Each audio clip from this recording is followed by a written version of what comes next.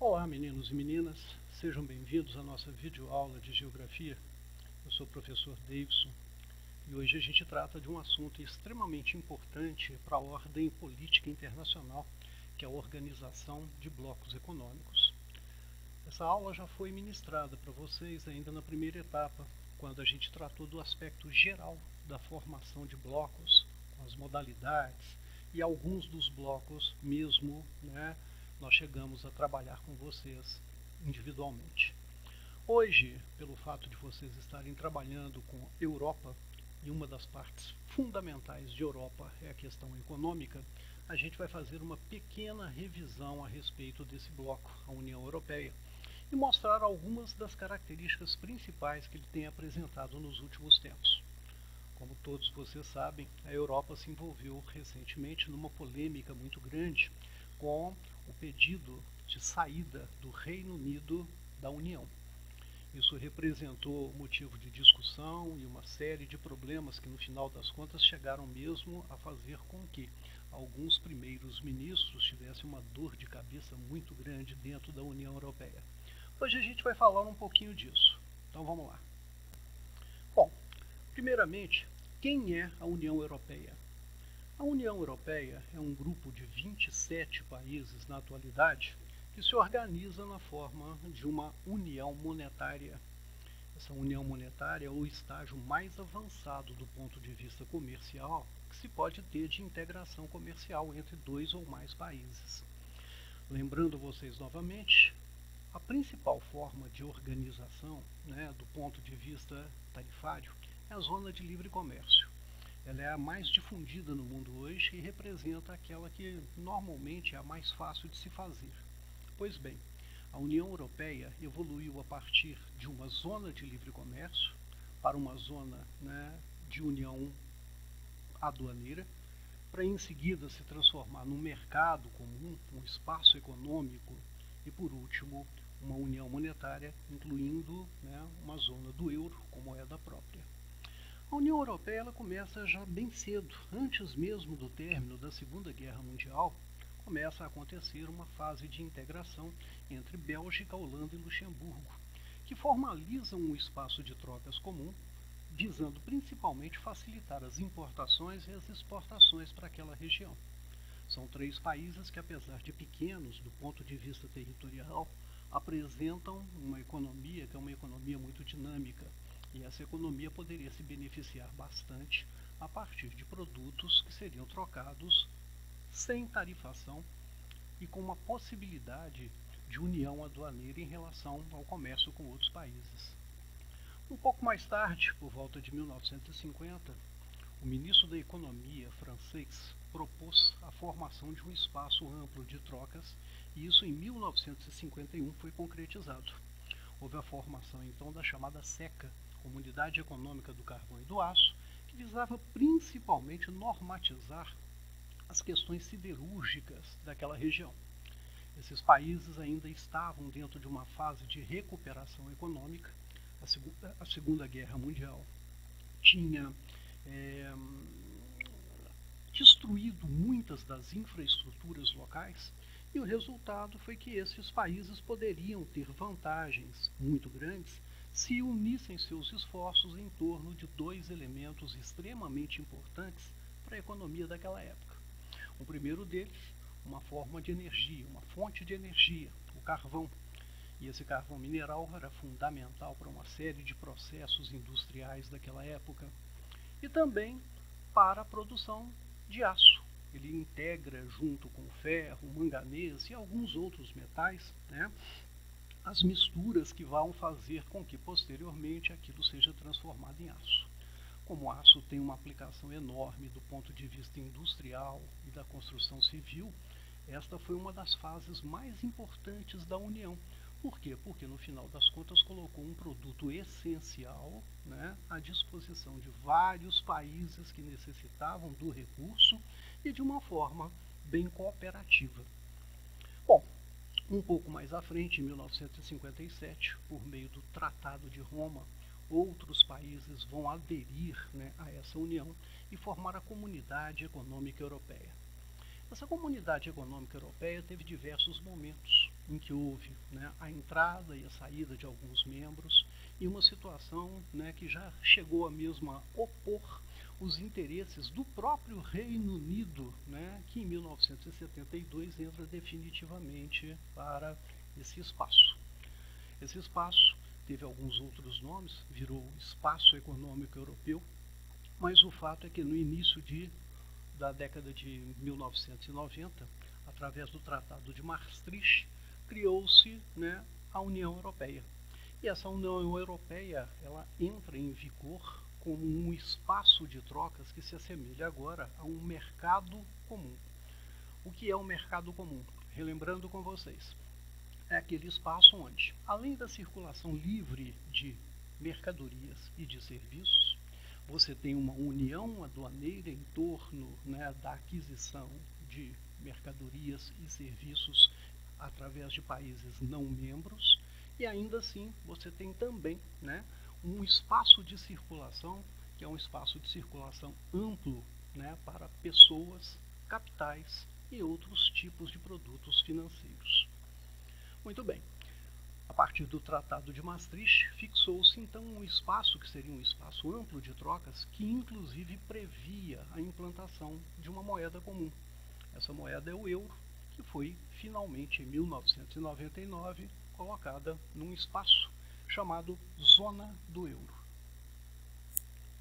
E quem é a União Europeia?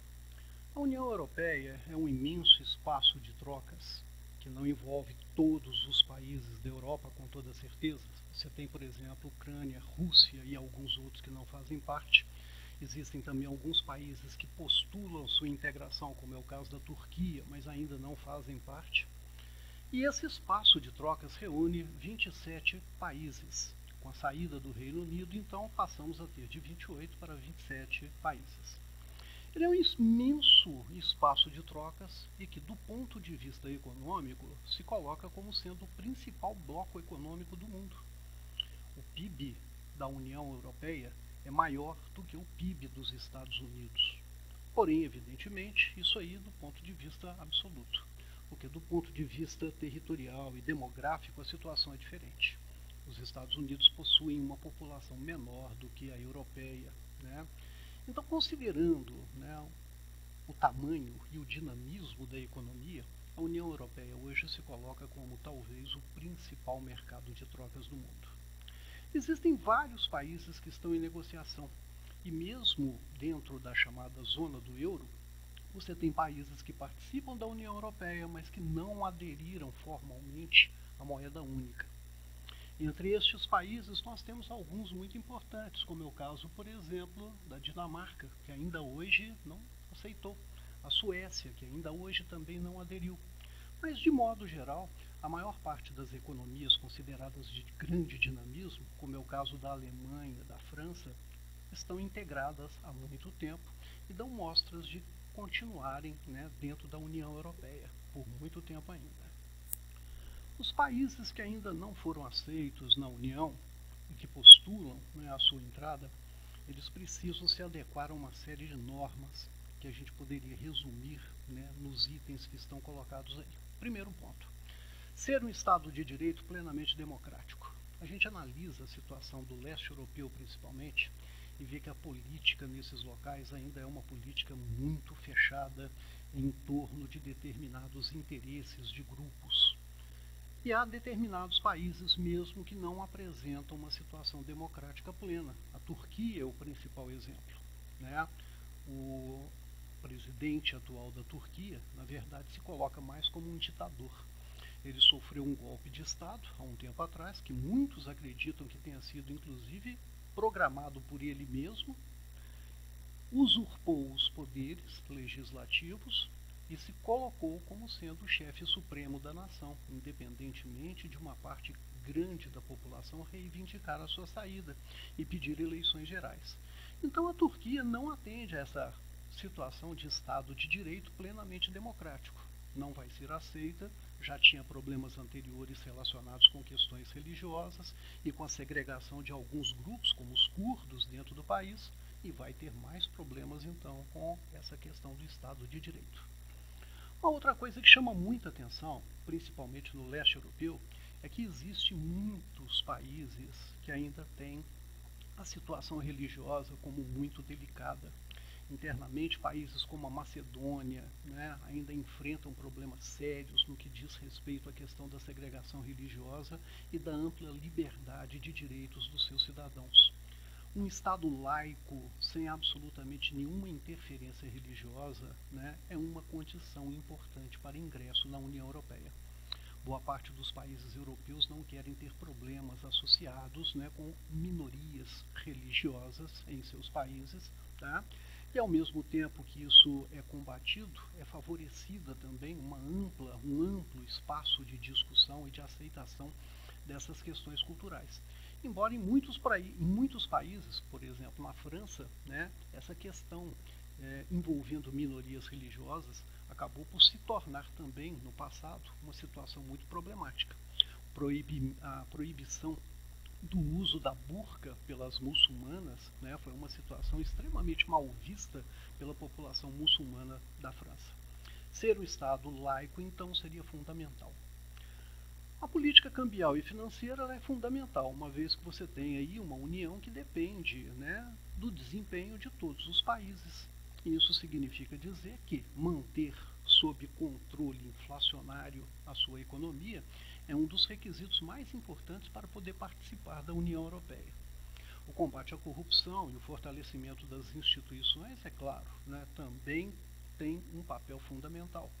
Os países, quanto mais transparentes do ponto de vista da sua economia, maior é a segurança que eles podem oferecer, né, ao crescimento da União, aos investimentos externos em seus territórios, à confiabilidade dos negócios.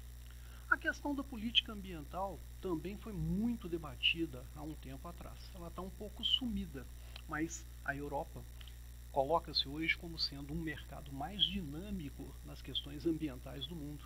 E boa parte das reivindicações que partem no mundo desenvolvido para a manutenção de um ambiente saudável são por meio de instituições europeias.